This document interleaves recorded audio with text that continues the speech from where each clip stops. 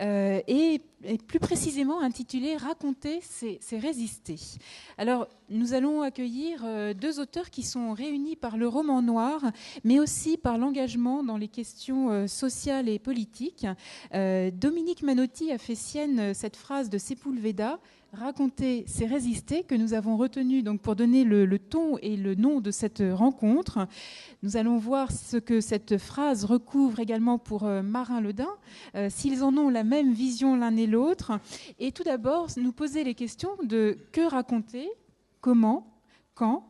Voilà, ce sont toutes ces questions que nous allons aborder avec ces deux auteurs que je vais vous présenter à l'instant. Donc, Dominique Manotti, bonjour. Vous êtes historienne de formation et on verra que ceci n'est pas un détail dans votre carrière d'écrivain ou d'écrivaine, je ne sais pas comment vous dites. Écrivaine, voilà. Romancière, effectivement.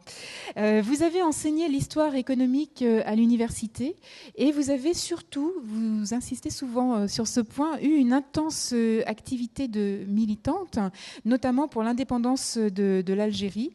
Puis vous avez milité dans différents mouvements et syndicats marxistes et syndicalistes révolutionnaires. Oui, non, je me trompe? À ce point-là? Non. Ma seule référence était les syndicalistes révolutionnaires, mais à notre époque, du syndicalisme révolutionnaire, il y en a guère. C'est vrai. Mais ça a eu une signification et une importance dans votre parcours. Le syndicalisme, énormément, bien sûr. Oui, et on verra que ça a donné lieu à notamment votre premier roman, en fait, Sombre Sentier, en 1995, dont vous dites que c'était le roman Maintenant ou jamais, le moment où passer à l'écriture. Et Sombre Sentier racontait en fait l'histoire d'une lutte syndicale des ouvriers du sentier à laquelle vous avez participé. Donc vraiment partie prenante de ce premier roman. On suivit COP, davantage consacré au monde du foot, Nos fantastiques années fric, en 2001 et qui a été adapté au cinéma sous le titre d'une affaire d'État. Je vous interrogerai d'ailleurs l'un et l'autre sur votre relation au cinéma, car vous avez tous les deux cette expérience en commun. On suivait ensuite Lorraine Connexion, bien connue des services de police, l'honorable société que vous avez coécrit avec DOA. Là aussi, vous nous direz un mot de cette expérience d'une écriture à quatre mains, de ce que ça traduit de différent, de ce que cela implique de différent. Et puis, Le rêve de Madoff, en 2013, un très court, alors je ne sais pas si c'est un essai, un roman, une rêverie, une nouvelle sur ce phénoménal escroc. Le rêve de Madoff, c'est aussi le rêve américain, mais on en parlera un petit peu plus tard. Et aujourd'hui, vous nous présentez Or Noir, qui est paru aux éditions Gallimard et qui, en quelque sorte, va revenir aux sources d'une certaine criminalité, du moins une certaine délinquance. On passe du grand banditisme des années 50, 60, surtout qu'on est dans le milieu marseillais, à une délinquance plus en col blanc pour or noir, qui est peut-être celle à laquelle nous faisons davantage face aujourd'hui. À côté de vous, donc, Marin Ledin, bonjour. Vous avez, avec Dominique Manotti, vous avez suivi, vous, des études en sciences économiques. Et c'est un point commun que je vous ai trouvé, puisque Dominique, vous avez enseigné l'histoire économique. Donc, on verra que cette dimension n'est pas absente de votre travail à l'un et à l'autre. Vous avez mené une thèse sur le thème des nouvelles technologies dans la vie politique, rien de moins. Et vous avez été un temps chercheur dans un gros centre de recherche et développement dans l'agglomération grenobloise. Oui, à France Télécom, en fait. Voilà, on peut le dire, France Télécom. D'autant plus intéressant de savoir le nom, lorsque l'on sait que ça a donné chez vous naissance à un roman qui s'appelait Les visages écrasés, qui a été adapté au cinéma récemment sous le titre de Carole Mathieu, je crois. Voilà, on n'a pas gardé le titre originel, mais Carole Mathieu, incarnée par Isabelle Adjani, et qui portait très directement sur le harcèlement en entreprise mené à l'encontre de salariés, notamment notamment par le biais de cadences infernales et d'une vraie dépersonnalisation en fait des collaborateurs de l'entreprise. Je cite quelques-uns de vos romans, un peu pêle-mêle, j'avoue. Dans le ventre des mers, Fractal, L'homme qui a vu l'homme et Au fer rouge, qui forme ce que j'appelle votre suite basque, qui est allée creuser du côté des mouvements indépendantistes basques. Également Fractal, La guerre des vanités. Quelques romans en jeunesse, notamment. Il y en a un, moi, que j'avais beaucoup aimé, qui s'appelait Luce, qui rassemble beaucoup de vos thèmes à travers la figure d'une jeune fille qui fugue comme ça. On ne sait pas très bien si c'est une fugue, mais qui part dans la montagne, qui va vivre une journée un peu hors du commun et voilà, qui rassemble beaucoup de thèmes qui vous sont chers. Et aujourd'hui, vous publiez En douce aux éditions Ombre Noire l'histoire d'un enlèvement, alors aux allures de thriller, mais peut-être pas tant que ça, thriller. On verra exactement ce dont vous avez souhaité parler. Alors, avant d'aborder le roman noir et la place que vous lui donnez, ce qu'il représente pour vous, je voudrais tout d'abord vous interroger sur, et puis avant d'aborder vos romans et à l'un et à l'autre, je voulais vous interroger sur deux phrases que vous avez dites, Dominique Manotti. On vous a écouté, donc raconter c'est résister, c'est une phrase que vous faites vôtre, mais également vous vous dites romancière par désespoir et non par vocation. Ça m'a quand même marqué et j'aimerais que vous nous en disiez un mot avant que l'on aborde Or Noir, votre dernier roman. Pourquoi êtes-vous romancière par désespoir et non par vocation ? Et est-ce toujours le cas d'ailleurs ? C'est quelque chose que vous avez dit au début de votre carrière. Mais, bien sûr. Enfin, si vous voulez, la vocation, c'est la vocation. Moi, j'ai jamais eu la vocation d'écrire des romans. Il y a des gens qui, dès l'âge de 6 ans, commencent à noircir des feuilles. Bon, moi, pas du tout. Et j'ai même jamais envisagé d'écrire des romans avant 50 ans, ce qui est un peu tard pour déclarer une vocation quand même. Après tout, pourquoi pas la valeur des années, etc., etc. Non, mais non, j'avais pas du tout la vocation, ce qui fait que j'ai un rapport à l'écriture qui est assez simple. Je ne me pose pas de problème. Je ne suis pas torturée du tout. Je n'ai pas de problème de page blanche. Bon, pour moi, c'est très simple d'écrire et pas du tout... je ne me prends pas pour l'interprète de Dieu, voilà. Donc l'écriture, c'est quelque chose d'assez simple, pas du tout mythique. Alors, pourquoi par désespoir ? Parce que pendant la première partie de ma vie, j'ai effectivement consacré mon existence au militantisme. Je faisais aussi mon métier, qui était un métier d'historienne, mais les deux choses n'étaient d'ailleurs pas du tout séparées, c'est-à-dire que l'histoire m'intéressait en tant qu'elle me donnait une profondeur pour agir dans le présent. Et j'étais très engagée, d'abord sur les questions politiques pendant les années 60, puis syndicalement pendant les années 70. Et il se trouve que j'ai vécu l'arrivée de Mitterrand au pouvoir, pas du tout comme un formidable espoir, comme la plupart de mes concitoyens, mais comme la certitude que ce pourquoi je m'étais battue jusque-là, pendant 20 ans, et avec une très grande intensité, très très grande intensité, était fichu. C'est-à-dire que pour moi, l'arrivée de Mitterrand au pouvoir, c'était la fin de la gauche en France pour des décennies. Donc, je me suis retrouvée très profondément, alors je peux m'expliquer là-dessus, je me suis retrouvée très profondément désespérée et j'ai mis une dizaine d'années à m'en remettre.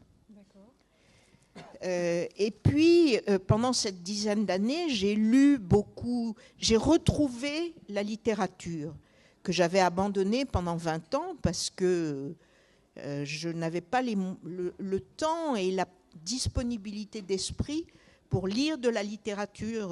Je lisais énormément d'essais, de travaux scientifiques, beaucoup aussi, quand on fait du syndicalisme, on lit énormément de documents internes, de trucs et de machins. Bon.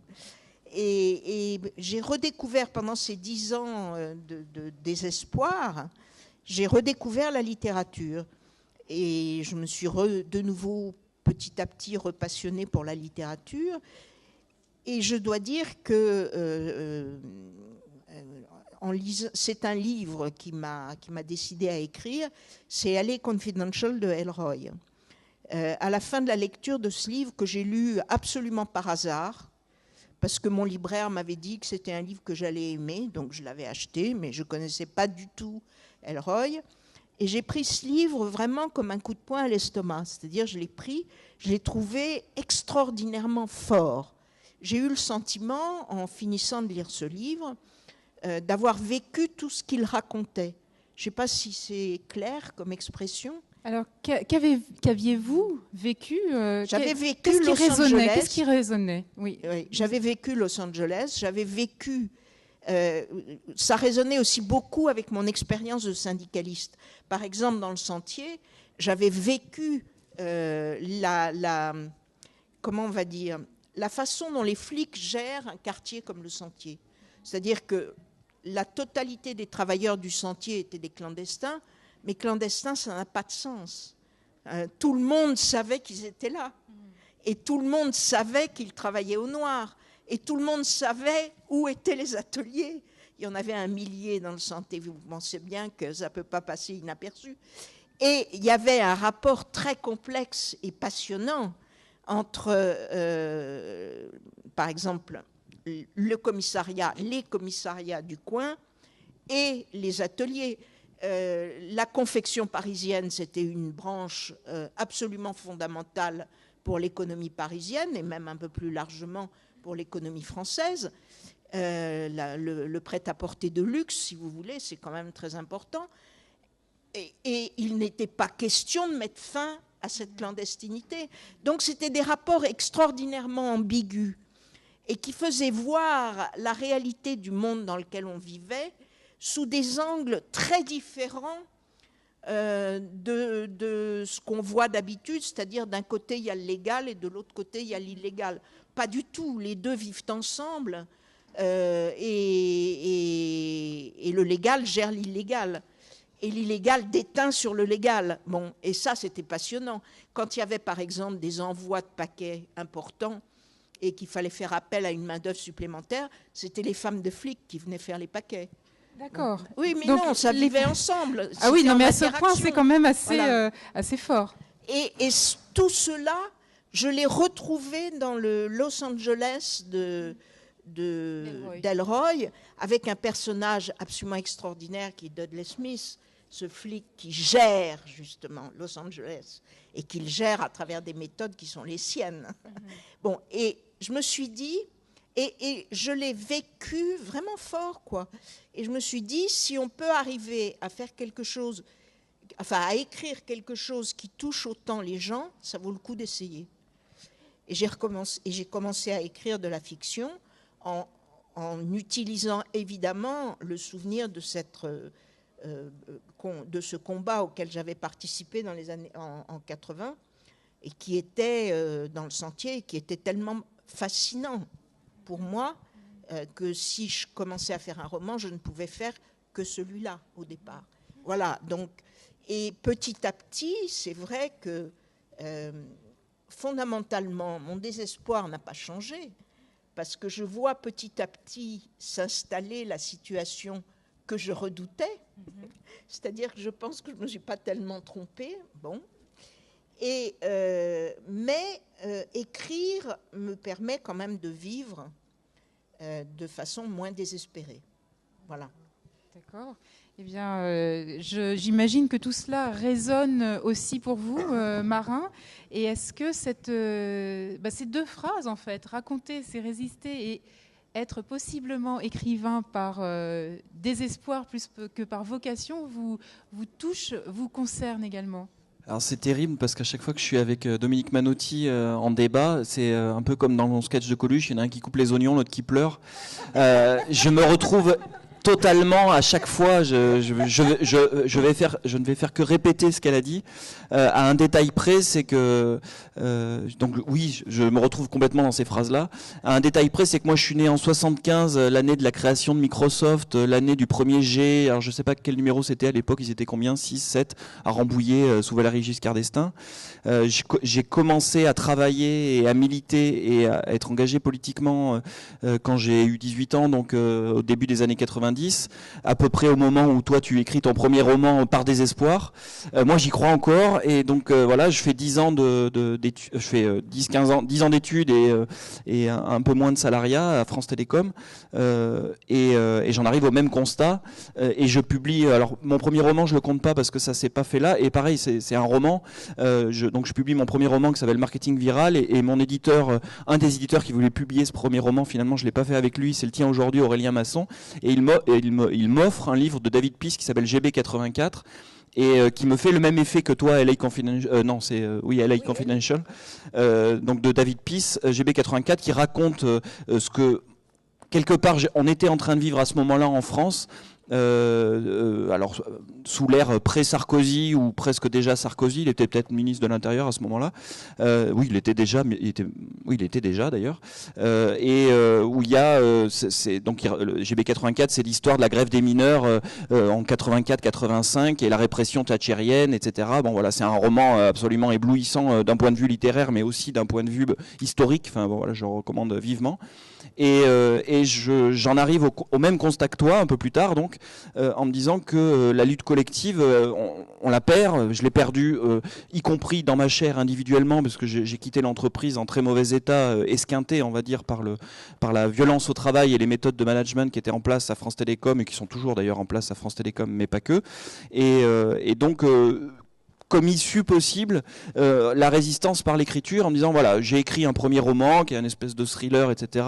Je vais mettre ça de côté et à partir de maintenant je vais faire du roman noir. Je découvre ce qu'est le roman noir à travers le livre de David Piss et je me dis que c'est peut-être un moyen, alors par dépit, et c'est pour ça que je te rejoins sur l'idée de désespoir, c'est-à-dire que ça devient une démarche individuelle, alors que j'avais connu des démarches collectives. Enfin, je continue de militer, mais de manière beaucoup moins active qu'à l'époque, en me disant que bon voilà, je vais au moins peut-être pouvoir faire ça, raconter à ma manière, pas celle de David Piss, mais raconter à ma manière le monde en crise dans lequel on vit et qui est aussi celui, alors à travers le prisme de ma génération aussi, avec donc une génération qui, comment dire, quand j'arrive aux affaires entre guillemets au début des années 90, c'est perdu quoi, c'est déjà perdu.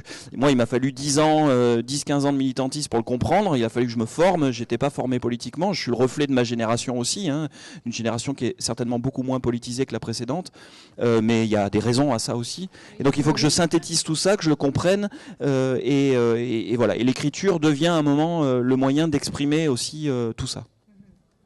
L'écriture, et plus précisément donc l'écriture du noir.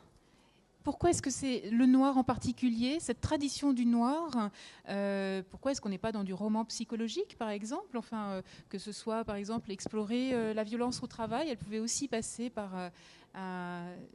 vous pourriez aussi vous passer de la dimension polar, hein, parce qu'elle est quand même très, très présente. Pourquoi ce choix vraiment du roman noir? Est-ce que c'est vraiment celui qui est le plus à même d'aller en profondeur dans justement ce qui est caché plus ou moins dans la société? Qu'est-ce qu'il a d'aussi exploratoire de notre monde?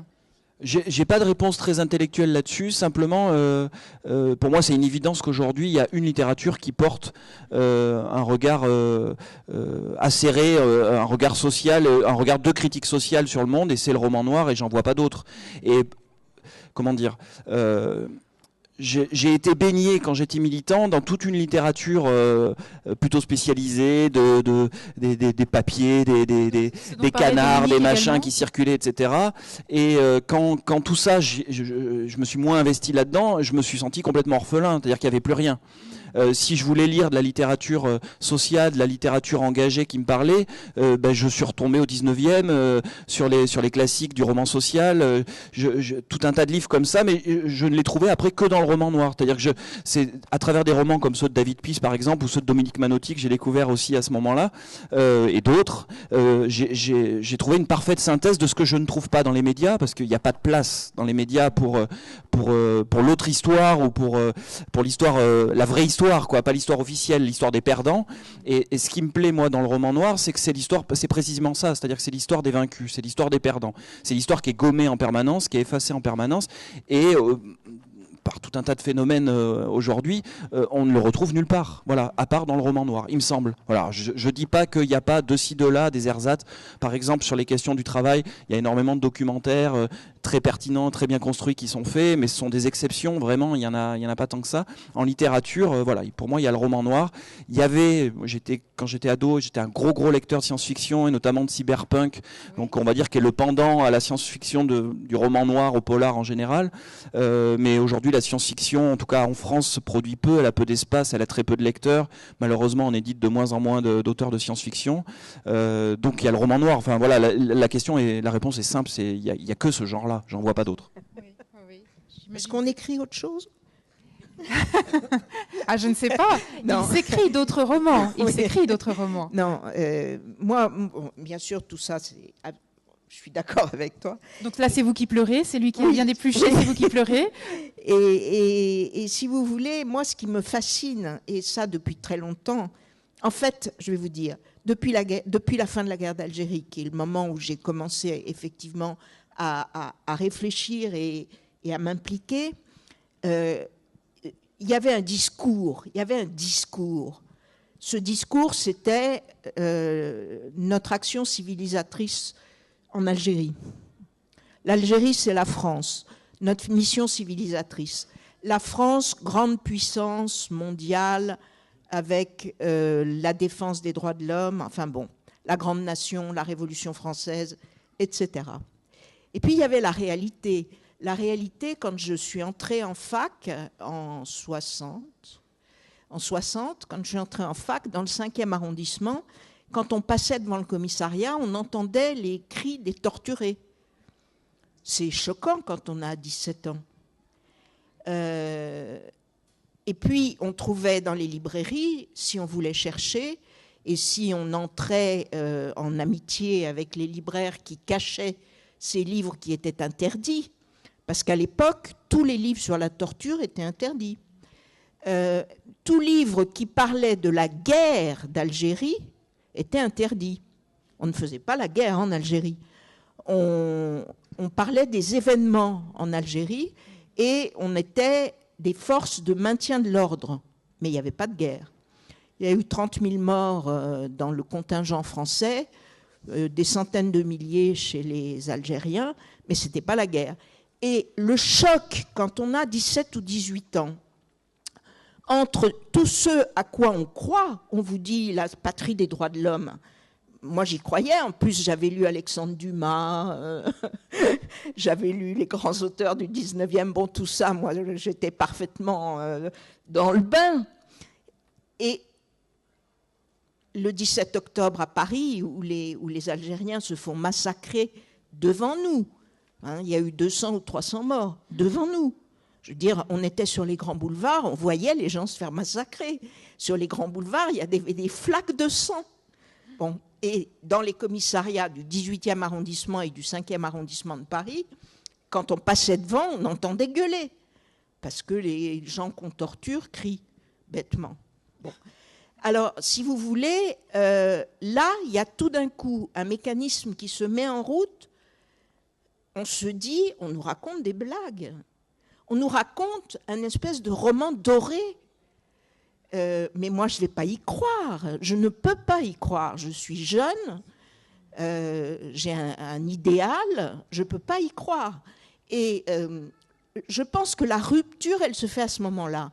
Et pour moi, la littérature noire, c'est celle qui regarde la poussière sous le tapis.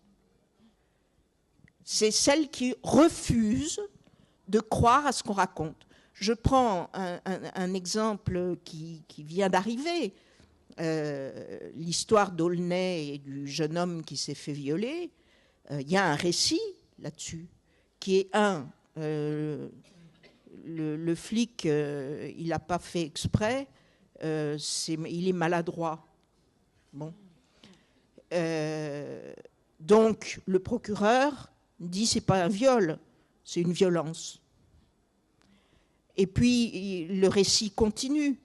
Ces petits jeunes, c'est des policiers jeunes, vous savez, jeunes, puis ils ont peur, et puis ils sont mal formés. Il ne faut pas leur en vouloir. Bon. Et puis, si on continue à creuser, on s'aperçoit qu'ils ne sont pas jeunes. Le policier qui tenait la matraque violeuse a quand même 27 ans.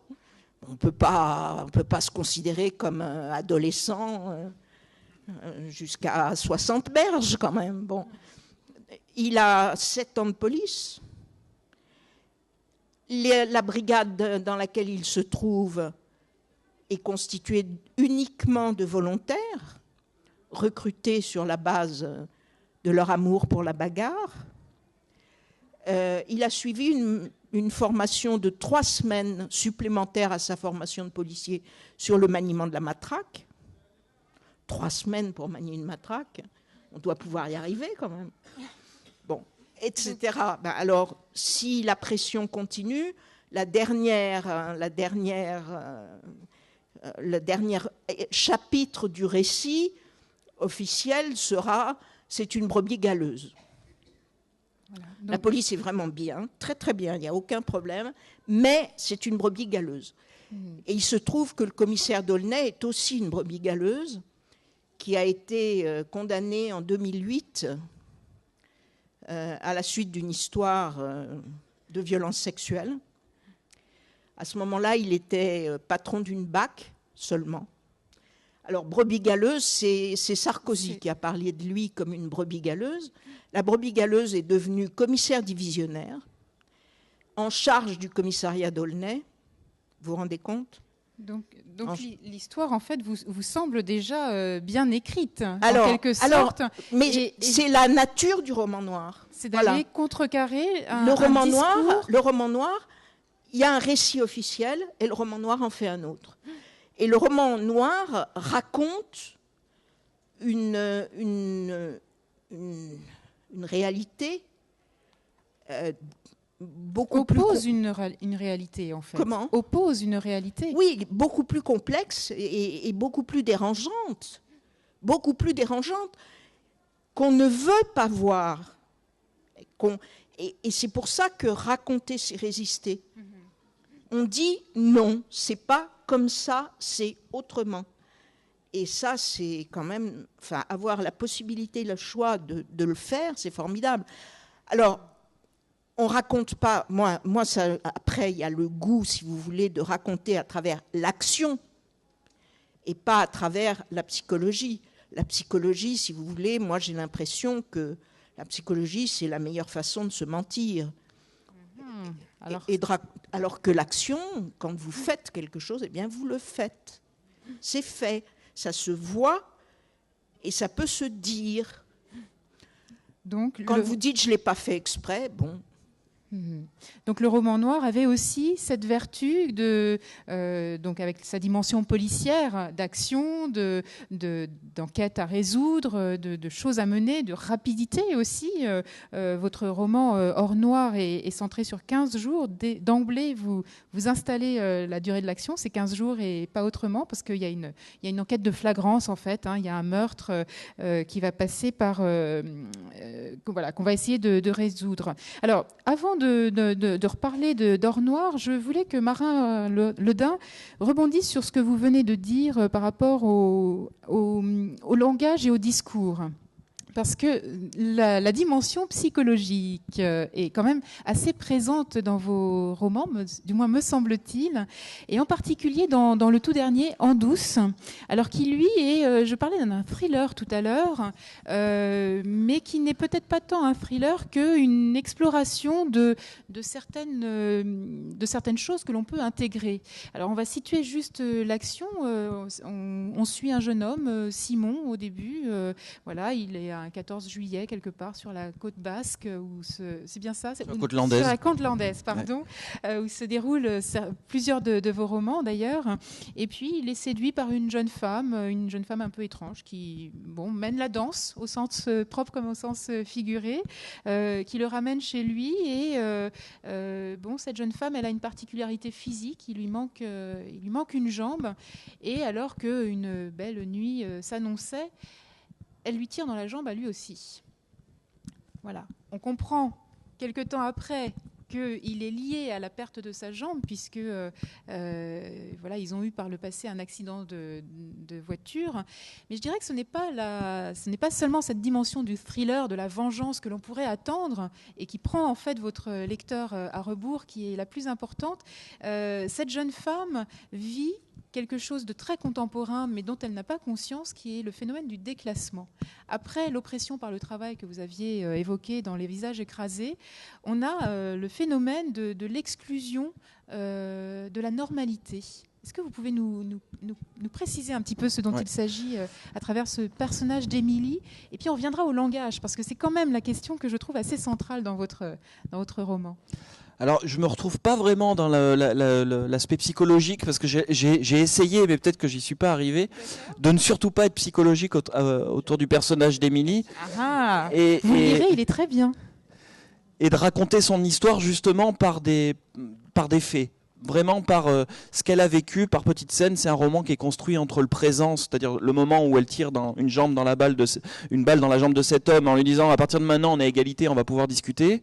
Et le roman est l'histoire de cette discussion et est entrecoupé de flashbacks qui racontent l'histoire d'Émilie, son histoire de fille de prolo dans un milieu rural qui fait des études, à qui il paye des études, qui devient infirmière et qui suite à cet accident fait un burn-out, est déclassée et se retrouve à bosser comme manutentionnaire dans un chenil. Voilà. Donc l'accident social est parallèle à l'accident physique qu'elle a eu. Voilà. En fait, ce roman, c'est un roman qui est parti d'une lecture, comme beaucoup de mes romans. Cette fois-ci, c'était un livre que je vous recommande chaudement, de Sophie Livry, qui s'appelle La condition pavillonnaire, qui est un livre qui est quelque part entre Madame Bovary et Les choses de Pérec, un livre assez sec, écrit à la deuxième personne du singulier, et qui raconte l'histoire d'une femme de sa naissance jusqu'à sa mort. Donc on imagine qu'elle naît au début des années 50, après-guerre, qu'elle va connaître les 30 glorieuses, qu'elle va commencer des études, elle va rencontrer un homme qu'elle va épouser, avec qui elle va avoir des enfants, elle va finalement arrêter ses études, et puis elle va les reprendre un petit peu sur le tard, et puis ils vont faire construire une maison dans un de ces quartiers, de ces lotissements qui poussent à la fin des années 70 et dans les années 80, avec le supermarché qui pousse lui aussi pas très loin, etc. Ils vont acheter une Xantia, elle va avoir un amant à la fin des années 80, etc. Enfin, c'est une histoire absolument fascinante, très très sèche, mais qui m'intéressait parce que, à sa manière, elle décrypte vraiment une trajectoire individuelle dans un fait social général, quoi, qui est ces gens qui deviennent, ces couches moyennes finalement qui grandissent et puis qui, à un moment donné, se prennent la crise de plein fouet dans la gueule et voilà. Et bon, elle meurt à peu près, on va dire aujourd'hui, voilà. Et donc ce roman était un peu un déclic. J'avais déjà ce personnage d'une danseuse unijambiste, un peu revancharde comme ça, qui avait beaucoup de colère en elle. Mais je savais pas du tout comment le traiter, et après la lecture de ce roman, il y a eu comme un déclic de me dire en fait il faut simplement que je raconte l'histoire de cette femme. Donc c'est pour ça que je dis que c'est pas un roman psychologique, parce que mais peut-être que c'en est un. Moi en tout cas je l'analyse pas comme ça. Oui. Mais vraiment de repartir de toutes ces tranches de vie, de ce qu'elle a vécu depuis son plus jeune âge, en passant par la case travail. Elle travaillait dans un hôpital, elle s'occupait des hommes et des femmes. C'est pas pour rien qu'elle se retrouve dans un chenil évidemment à s'occuper des bêtes. Et donc c'est plus décortiquer une trajectoire individuelle pour comprendre comment elle est. Voilà. Alors Émilie, elle a une particularité, c'est qu'elle a fait des études assez courtes, elle est infirmière. Elle ne sait pas ce qui se passe autour d'elle, elle ne comprend pas forcément, elle est comme nous, elle est abreuvée d'informations de plus en plus qu'il faut avoir bac plus 18 pour pouvoir la décortiquer, ou une solide formation politique pour être capable de comprendre toutes les informations qu'on nous balance et à aller lire la vraie histoire derrière l'histoire officielle. Et donc elle est abreuvée de tout ça, elle n'est pas forcément très politisée, c'est une femme qui a entre 30 et 40 ans, voilà, on va dire que c'est un peu ma génération, peut-être un peu plus jeune. Elle a tout ça, mais elle sent bien qu'il y a quelque chose qui cloche, et elle sent bien que son accident de vie, je parle pas de l'accident de voiture, mais de la rupture avec l'avant, en fait. De la rupture avec l'avant, des désirs de ses parents qui l'ont poussé à faire des études, le fait que finalement elle s'est peut-être pas vraiment retrouvée là-dedans. Elle sent bien que son accident individuel, en fait, rejoint d'autres accidents individuels et qu'il y a un accident collectif. Mais elle le perçoit, comme nous tous. Enfin, voilà, sauf si on s'intéresse vraiment à ces questions, on sent bien qu'il y a quelque chose qui cloche, pour le dire simplement, mais on ne sait pas exactement ce que c'est. Et c'est pour ça qu'il y a cette espèce d'élément. Alors c'est une technique d'écriture, on va dire. Elle séduit ce beau gars, qui est un bûcheron. Elle lui tire une balle dans la jambe, il s'y attend évidemment pas un soir de 14 juillet. Et il est à sa merci et elle lui dit en substance, bah voilà, on va discuter. Et elle a simplement envie de parler pour comprendre. Voilà. Et lui, c'est un peu le pendant. Simon, c'est un peu Émilie, sauf que lui il se pose pas de questions. Simon, c'est Émilie au masculin qui lui est fataliste. Lui, il sait qu'il a perdu. Il sait il sait que comme elle, c'est un perdant magnifique. Je les appelle les perdants magnifiques. Moi, ces personnages, d'ailleurs, tes personnages aussi, je les appelle souvent comme ça. C'est des perdants magnifiques. Lui, il sait qu'il a perdu. Il considère qu'il n'y a plus rien à gagner. Et elle a envie de comprendre. Et c'est sa bataille à elle. C'est-à-dire, c'est une forme de résistance aussi. On en revient toujours à ça. Hein. Oui. Mais c'est une forme de résistance qui passe aussi par la parole, car ce personnage dont on suit très bien le cheminement, enfin la petite l'ascension et la chute terrible qu'elle vit, la dimension psychologique que j'avais ressentie moi à la lecture, c'est qu'on la vit de l'intérieur, on sait très bien tout ce qu'elle traverse, mais en regard, elle a énormément de mal à le verbaliser, à le formaliser. D'ailleurs, il y a une phrase voilà, toute simple, mais j'ai tellement de choses à dire, putain, par quoi commencer ? Il y a régulièrement dans votre roman cette interrogation sur comment le dire, comment transformer le regard de l'autre. Je ne suis pas médiocre autant que vous pouvez le penser parce que effectivement je suis dans un chenil, je m'occupe des chiens, je sens la merde à longueur de journée, mais je ne suis pas aussi médiocre que votre regard semble le laisser penser. Mais comment le dire ? Parce que je ne suis pas douée pour la parole. Tu n'es pas douée pour parler, hein, lui dit à un moment Simon. C'est vraiment deux choses qu'on retrouve vraiment je pense dans le roman noir, et moi que je travaille beaucoup, c'est cette violence symbolique qui nous est renvoyée en permanence. Si vous êtes chômeur, si vous n'avez pas réussi, enfin voilà, c'est toujours toutes les phrases qu'on nous balance en sempiternel de si à 50 ans t'as pas ta Rolex, jusqu'à payer, si vous pouvez pas vous payer une chemise, etc., etc. Enfin c'est tout ça. Un costard, c'est un costard. Ouais. C'est-à-dire cette violence qui nous renvoie à notre médiocrité. Vous êtes médiocre, et c'est difficile. C'est une vraie résistance de dire non, on n'est pas médiocre. Et on n'a pas les instances collectives pour dire et résister ensemble en disant nous ne sommes pas médiocres. C'est compliqué. C'est encore plus compliqué aujourd'hui. Ça c'est la première chose. Et la deuxième chose, c'est, pour parler plus concrètement du roman, pendant que je travaillais sur l'écriture d'un essai et des visages écrasés sur la question de la violence au travail, et pas de la souffrance au travail, mais de la violence au travail, la souffrance n'est qu'une conséquence de la violence au travail, c'est important de remettre les choses dans le bon sens. J'ai évidemment rencontré d'anciens collègues d'abord de France Télécom parce que j'avais besoin de prendre du recul moi par rapport à ça, et puis chemin faisant d'autres personnes, d'autres entreprises de services publics ou de boîtes privées, de petites boîtes ou de grandes boîtes, etc. Donc beaucoup de gens qui ont du mal à verbaliser. C'est compliqué d'expliquer ce qu'on est en train de vivre, ce qu'on est en train de le vivre maintenant. On n'a pas les outils forcément intellectuels pour le comprendre, et quand on les a, je prendre mon exemple, hein, je me suis retrouvé en situation de souffrance au travail à France Télécom. J'étais quand même sociologue. Une partie de ma thèse était sur l'organisation du travail et donc ses conséquences, dont la souffrance au travail. Donc je connaissais bien le sujet, et ça m'a pas empêché de me retrouver en situation de souffrance au travail. J'étais démuni, malgré tout. J'étais quand même démuni. Donc voilà. Donc le constat, c'est que c'est compliqué d'en parler. C'est compliqué de trouver les mots face à une complexité. Alors d'abord, il y a une complexité réelle de toute une infinité de causes à tout ça, et un discours qui volontairement complexifie tout ça, alors qu'en fait les choses sont très simples. Il y a des rapports de domination, il y en a voilà, il y a une histoire de taux de rentabilité, en fait les choses sont assez simples, mais tout est fait pour les complexifier en permanence, et donc c'est difficile à notre échelle, à nous, d'individus, d'exprimer tout ça. Alors ça va se manifester de plein de manières différentes, par de la colère, par un vote inutile, comme je dis, mais un vote dangereux. Ça va se traduire par « ah non, mais je veux pas aller militer, ça sert à rien, de toute façon, c'est n'importe quoi », par un désengagement total. Ça va aussi se manifester par de la consommation. Voilà, je vais consommer comme si ça me permettait d'exister, etc., etc. Bon voilà, tout ça c'est très compliqué. Et à la fois, voilà, c'est compliqué de donner des mots. Et donc Émilie, elle est le reflet de ça. Elle est le reflet de ce que nous sommes. Là, on trouve des mots parce qu'on prend le temps. Nous, on a cette chance de pouvoir prendre le temps de les trouver, les mots, et de les chercher. Mais on n'a pas forcément le temps. Voilà, quand on est dans l'urgence de chercher du boulot, ou quand on est dans l'urgence du boulot, l'urgence du quotidien, on n'a pas forcément le temps. Et rien ne nous est donné pour prendre ce temps. On est accaparé en permanence par des bidules, par de l'information tous azimuts. Donc tout est fait pour qu'on n'ait pas le temps de réfléchir à ça.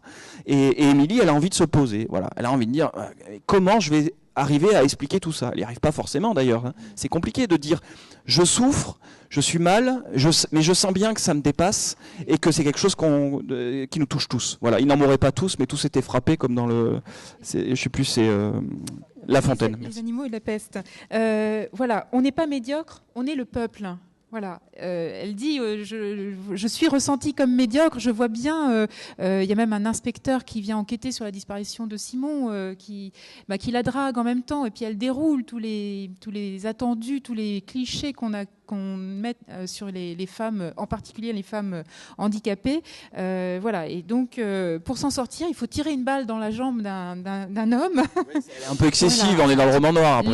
Légèrement, mais voilà. Et tout ça pour dire qu'on n'est pas médiocre, on est le peuple, effectivement. Cette violence du regard, Dominique Manotti, vous l'affrontez vous aussi. Alors, vous, votre roman Hors Noir met en scène un jeune commissaire en 1973, on est en mars 1973, à un moment bien particulier où vous le déposez dans le microcosme marseillais du grand banditisme, croit-on, puisqu'on croit que c'est vraiment la première piste à suivre face à l'assassinat d'un certain Maxime.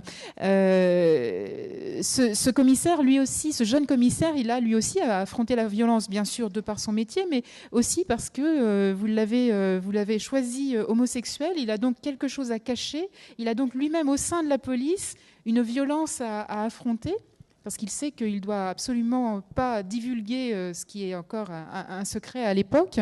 Et il va aussi donc se trouver confronté à plusieurs clichés, plusieurs regards. Alors, de cette société marseillaise, de son microcosme, de ses codes, de ce qui doit être fait quand on est dans la police, de ce qui peut être fait ou pas, selon qu'on est aussi de la police d'en haut ou de la police d'en bas. Il y a l'évêché et le garage. Enfin, là aussi, on a vraiment le sentiment de choses extrêmement figées et figées dans la violence. Oui. Si vous voulez, voilà comment les choses se sont faites. Le personnage de Daquin, je l'avais déjà, le personnage du commissaire. C'est une retrouvaille, ce sont des retrouvailles en quelque sorte. Je l'avais déjà, et je l'avais dans mon premier roman, Sombre Sentier, où la raison pour laquelle c'est un commissaire homosexuel est liée entièrement au sentier. En gros, si vous voulez, j'ai ressenti le sentier en tant que tel, c'est-à-dire en tant que quartier et en tant que système de production, comme le héros du roman noir par excellence, c'est-à-dire une économie qui est à la fois indispensable et totalement hors code du travail. Bon, la seule raison pour laquelle on prend des clandestins, c'est pour que le code du travail ne s'applique pas. Donc, à la fois indispensable, à la fois très importante et totalement hors la loi. Bon, avec du même coup une absence totale d'application de la législation officielle et alors tout est enfin, j'entre pas dans le détail, mais on paye pas les prestations sociales, etc., etc. Enfin bon, et on est totalement hors cadre. Et en même temps, il y a des lois internes, orales, des coutumes, on va dire, qui sont connues de tout le monde et parfaitement respectées. L'une de ces coutumes, par exemple, alors à l'époque, hein, maintenant c'est les Chinois, c'est certainement différent, mais à cette époque-là, en 80, une des coutumes respectées par tout le monde, c'était les ateliers déménageaient tous les 3 mois pour justement ne jamais payer les cotisations sociales. Et donc, tous les 3 mois, les ouvriers arrivaient un matin, ils trouvaient la porte close et personne ne savait où les patrons étaient partis. Ils allaient ouvrir 2 rues plus loin, bon, en reprenant d'autres ouvriers, enfin c'était bien. Mais il y avait une règle non écrite qui était que le premier qui arrivait à piquer les machines les gardait pour lui. Bon, et si les ouvriers arrivaient, sentaient que le patron allait déménager et piquaient le matériel avant qu'il déménage, eh ben, ils se payaient dessus leur chômage. Ils n'avaient pas de chômage, ils vendaient les machines. Bon. Et il y avait en permanence dans ce quartier un marché noir de la machine à coudre, oui, la machine de confection. C'était absolument extraordinaire. Un marché noir constant sur lequel les ouvriers se payaient le chômage qu'ils n'avaient pas. Bon. Et c'était, je veux dire, c'était tacite. Jamais un patron, alors c'était des tout petits ateliers, hein, mais jamais un patron n'aurait porté plainte pour vol. Il n'avait pas été assez malin pour déménager plus vite. Eh bien, tant pis pour lui. C'est bien ce qu'on appelle la loi du milieu. C'est bien ce qu'on appelle. Voilà. Bon. Et dans ce milieu, il n'y avait que des hommes. Et moi, j'y ai vécu pendant 6 mois en tant que représentante du syndicat, qui était à l'époque les seuls papiers officiels, enfin légaux qu'ils avaient. La carte syndicale leur tenait lieu de tout. Quand ils étaient pris dans un contrôle de police, ils montraient la carte syndicale et on les laissait passer. Bon, donc, évidemment, je n'avais aucune existence en tant que femme. J'étais le syndicat. Ce qui fait que pendant 6 mois, j'ai pu vivre, si vous voulez, dans cette atmosphère exclusivement masculine, avec des rapports entre hommes vraiment étonnants pour une femme, sans les perturber. Ce qui est exceptionnel. Imaginez, par exemple, enfin, moi je dis toujours, c'était une atmosphère de vestiaire de rugby après match. Bon, imaginez une femme qui entre dans un vestiaire de rugby après match, ça change. Ça change l'atmosphère. Là, je ne la changeais pas parce que je n'étais pas une femme. Et j'ai voulu essayer de rendre dans mon roman, en créant un personnage, j'ai essayé de rendre cette atmosphère, en le faisant vivre avec sa violence, sa chaleur humaine, sa tendresse, bon, tout ça. J'ai essayé de le faire vivre dans ce personnage. Donc je l'ai fait, on va dire, bisexuel, mais avec une forte tendance homosexuelle. Bien. Et puis, quand j'ai commencé à travailler sur le pétrole, sur Marseille, 20 ans après, je n'ai pas pensé du tout au début à le reprendre. Sauf que Marseille, c'est Marseille. Et pour une Parisienne, arriver à comprendre Marseille, c'est très compliqué. C'est très compliqué et je n'arrivais pas à entrer dans le regard d'un flic marseillais. Et tout d'un coup, j'ai eu l'idée de récupérer mon commissaire. Alors, il était beaucoup plus jeune, puisque le Sentier, ça se passe en 80, et là, c'était en 73, et de répondre à une question qui m'avait été posée dans un séminaire, où on m'avait dit, mais comment devient-on daquin ? Comment devient-on daquin ? Parce qu'en 80, il est absolument à l'aise avec son homosexualité à l'intérieur de la police, et compte tenu de sa place hiérarchique importante, personne ne lui pose de problème là-dessus. Mais ça ne se fait pas du premier coup, et le seul fait de le prendre et de le mettre dans le milieu marseillais et de faire le roman à travers son regard sur Marseille m'a libérée, m'a permis de l'écrire, quoi. Voilà, parce que j'étais beaucoup plus dans son regard que dans celui des Marseillais. Mais évidemment, à Marseille en 73, en plus c'est son premier poste, il n'a pas d'expérience, il ne peut en aucun cas faire état de son homosexualité.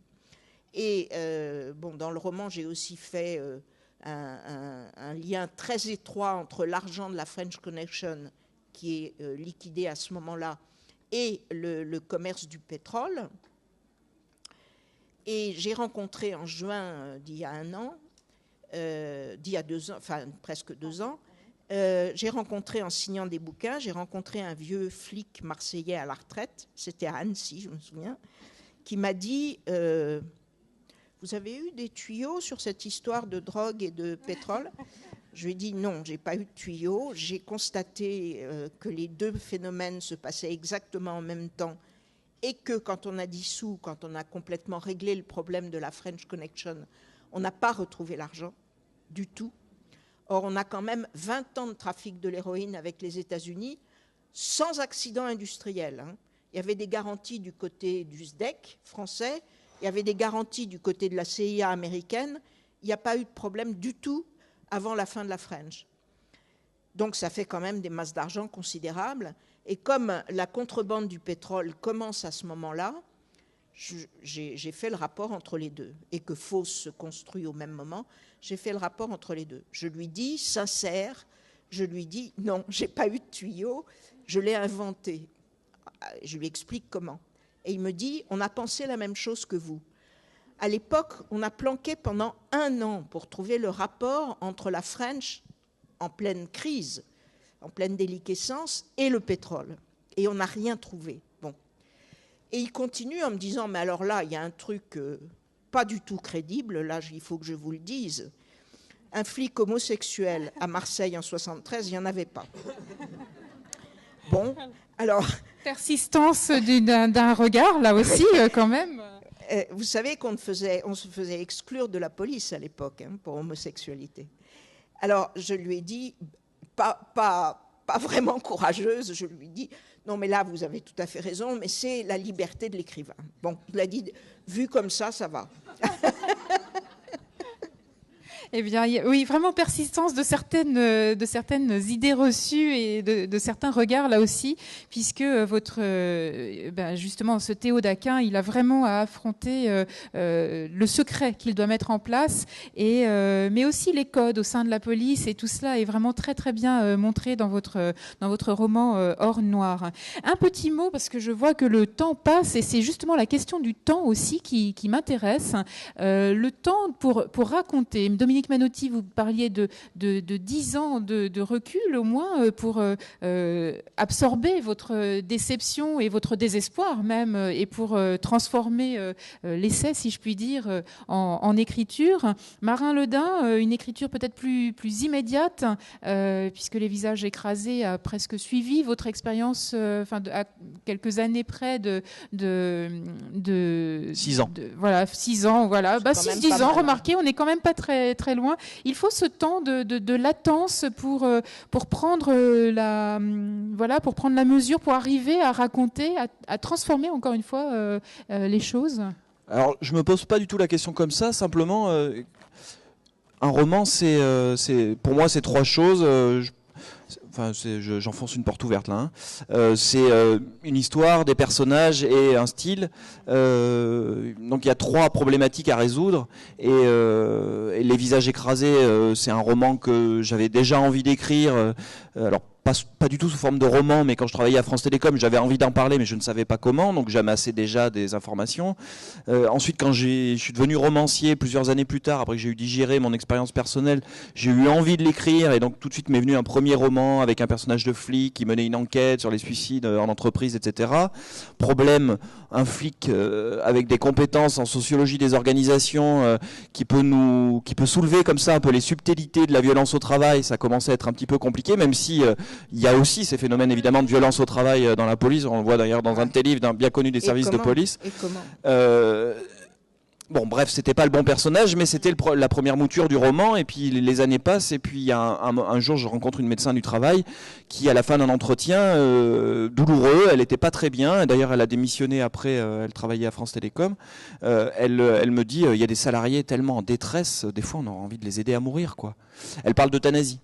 Elle parle d'euthanasie parce qu'elle voit des gens qui dégringolent sur plusieurs années, puisqu'elle c'était à peu près respecté. On voyait le médecin du travail tous les ans ou tous les 2 ans, et elle voit qu'il n'y aura pas d'issue, et puis de fait, dans certains cas, il n'y en a pas. Et donc elle dit ça. Alors moi j'ai ma mâchoire qui tombe, un médecin qui vous dit voilà, c'est quand même un peu commun. Elle se reprend, elle s'excuse, elle dit non mais enfin vous comprenez, c'est symbolique, etc. Mais la détresse, et puis on n'est pas formé, et puis c'est catastrophique, on peut pas faire notre métier, toute la détresse de la médecine du travail aujourd'hui, etc. Mais moi, j'avais le personnage du roman. Et donc, je suis rentré, j'ai eu Carole Mathieu. Mais j'aurais pas rencontré cette médecin du travail, j'aurais peut-être jamais écrit ce bouquin parce que j'avais eu une tentative avec un personnage principal qui était syndicaliste. Mais un syndicalisme à 5%, qui à l'époque, donc on est en 2007, avant la médiatisation des suicides à France Télécom, qu'on s'entende bien, des suicides il y en avait déjà, et pas qu'à France Télécom, depuis le milieu des années 90, je veux dire des suicides au travail à cause du travail, mais on n'en parlait pas, c'était complètement éparpillé, on considérait que c'était des phénomènes individuels, un peu éclatés, qu'il n'y avait pas de tendance générale. Il y avait déjà des livres de Christophe Dejour ou de Daniel Linhart qui étaient écrits depuis les années 90 là-dessus, mais voilà, ça n'avait pas pénétré dans les consciences, et encore moins dans les consciences des syndicats qui étaient occupés par plein d'autres choses et plein d'autres attaques à ce moment-là, et voilà, et qui ont mis du temps aussi à saisir de ces questions. Donc ce personnage ne fonctionnait pas. Donc s'il n'y avait pas eu cette rencontre avec cette médecin, c'est un déclic tout bête, hein, vous voyez, c'est vraiment une petite conversation de 2 heures. Sans ça, il n'y avait pas de personnage, quoi. Moi, je l'aurais pas trouvé, en tout cas. Et là, on tombe sur un personnage qui a un double avantage, c'est que, pour rester un peu dans la méthode d'écriture du roman, il est à la fois salarié, la médecin du travail est salariée, en tout cas dans une grosse boîte, elle est salariée de la boîte. Donc, elle est une salariée comme les autres, donc elle subit exactement les mêmes choses que les autres, à son échelle à elle. Et par ailleurs, elle est un peu cette figure de l'enquêteur parce qu'elle est la personne, elle est la médecin avec un code de déontologie, avec le Conseil de l'ordre, avec une espèce de recul comme ça d'analyse sur les corps en souffrance. Elle fait que ça d'ailleurs, elle constate des corps qui vont mal. Elle peut pas faire plus d'ailleurs, malheureusement, la médecine du travail. Elle les considère aptes ou inaptes. Et du coup, ça fait un peu la figure du personnage de roman noir un peu classique, à la fois anti-héros, à la fois enquêteur, à la fois voilà, qui décortique pour nous, pour le lecteur, un petit peu ce qui est en train de se passer. L'avantage de la médecine du travail, c'est malgré tout qu'elle a accès à tous les salariés, quand le droit du travail est respecté, ce qui n'est pas forcément le cas. Par exemple, dans le Sentier, c'est pas le... Voilà. Dans le BTP, c'est une catastrophe, évidemment. Voilà. Elle a accès. Travail clandestin. Et elle a accès au corps. Alors moi, dans mon livre, elle a aussi accès à la psyché des individus, sauf que dans la réalité, la médecine du travail n'est pas du tout formée à la psychologie, ou très très peu. C'est une petite, dans un cursus de médecin, il y a peut-être un UV à un moment donné, je sais pas comment on dit, voilà, mais c'est rare qu'il y ait une formation. Voilà. D'ailleurs, sur ces questions-là, à ma connaissance, il y a une formation en France au CNAM sur les questions de la violence au travail, c'est tout qui est dispensé, mais il n'y a pas vraiment de formation à tout ça. Alors il y a ce qu'on appelle les risques psychosociaux, il y a l'enfumage total du burn-out, etc. Voilà, mais je dis l'enfumage parce que c'est la branche qui cache l'arbre, qui cache la forêt. Le burn-out, c'est devenu un mot très à la mode pour masquer la réalité des causes réelles. Et voilà. Et donc on a vraiment un personnage totalement de fiction. Qui se construit quand même moi j'ai commencé à penser à ça quand j'ai signé mon CDI, j'avais déjà bossé en CDD à France Télécom, et quand j'ai signé mon CDI, j'ai commencé à me poser ces questions-là. Donc c'est en 2002, 2001, donc le roman est publié en 2011, hein, il s'est quand même passé du temps. Ça met du temps à être digéré tout ça, voilà. Parce qu'on est sur de l'histoire récente, voilà, et qu'on n'a pas le recul, et donc c'est compliqué d'en parler. Oui, allez affronter, vous aussi, Dominique Manotti, l'histoire justement récente. Comme dit Marin Lodin, le récent, ça prend du temps.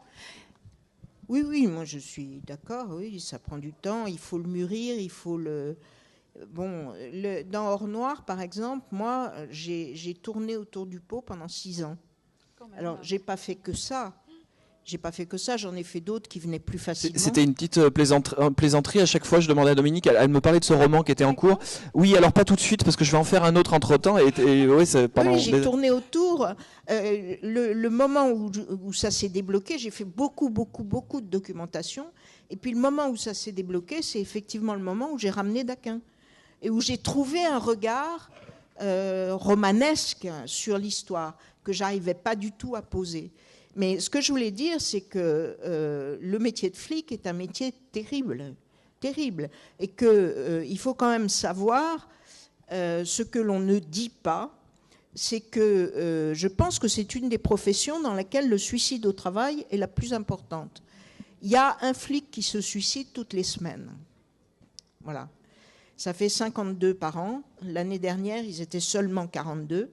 Mais les années précédentes, ça variait entre 56 et 52. C'est énorme. C'est énorme parce qu'il y a une quantité relativement faible. Et encore, je crois qu'on m'a donné le chiffre de 120 000, mais sur 120 000, il y a tous les administratifs. c'est pas ceux-là qui se suicident. Ceux qui se suicident, c'est les flics de terrain. Et bon, je pense que y a une souffrance au travail qui est énorme. Et ce qui est vraiment terrible, pour moi, mon travail de romancière sur la police a commencé aussi là-dessus, sur cette question de la souffrance au travail des flics, oui, dans Bien connu des services de police. Et si vous voulez, ce qu'il y a de terrible, c'est que personne n'en parle.